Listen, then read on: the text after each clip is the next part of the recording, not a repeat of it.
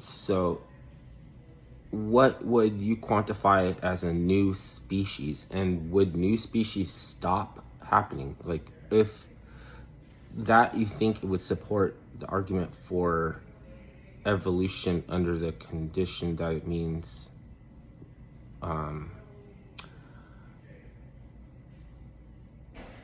that a species can turn from like a small, like a My Little Pony.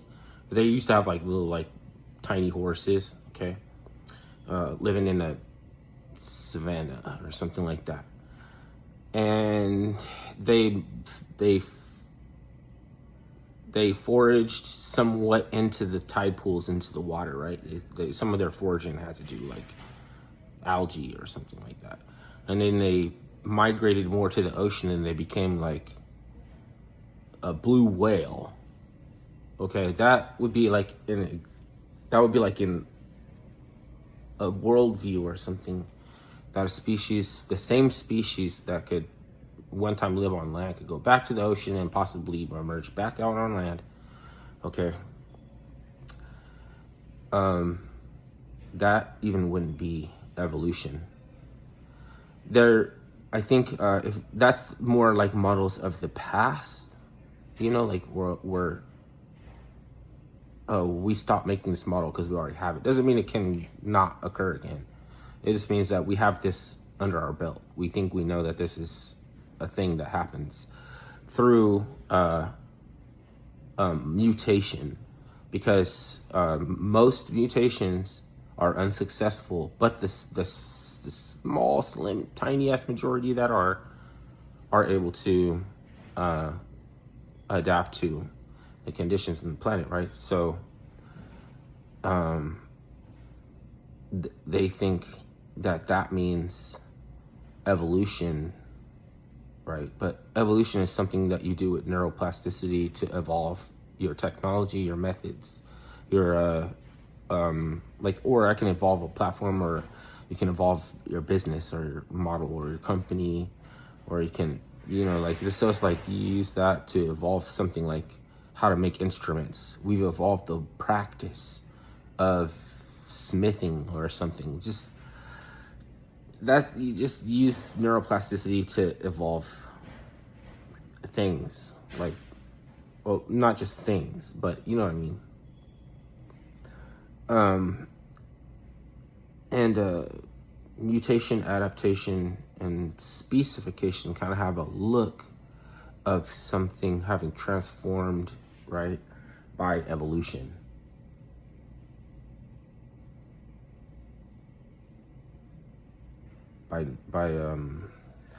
If it is that DNA still exists after the need to adapt so many times, repair itself, and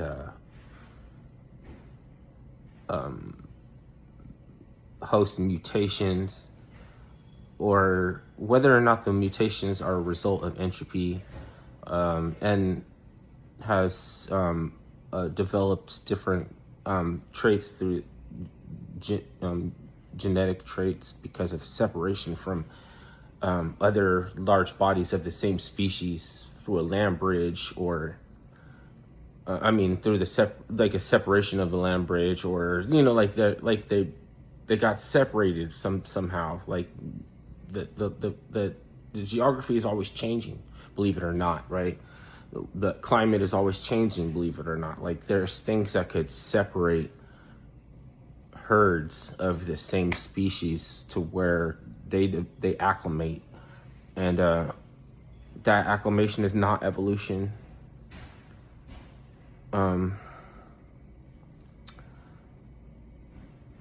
That is just telling you that animals have rugged genes. That's saying DNA is extremely rugged and tough, and even has the ability to repair itself.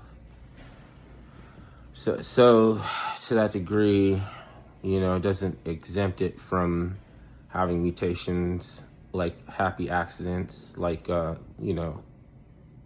or even though that most of them are fatal, right? Or like the things I just explained, like it's just we're just saying, do you believe in evolution? But there was something before creationism, didn't I kind of explain, like before creationism, there was well, I mean,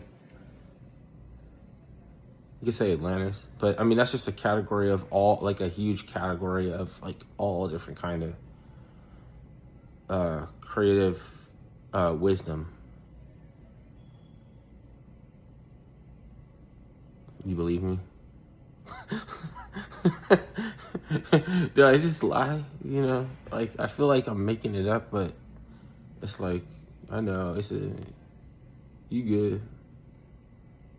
All right, I'll keep going. I mean, I mean, is the video over? Because I was doing yeah, I think it's over. I don't know. I have to watch the first video again. This is the second video, and I have to watch the first one again. Maybe it'll be a third video, but I don't know.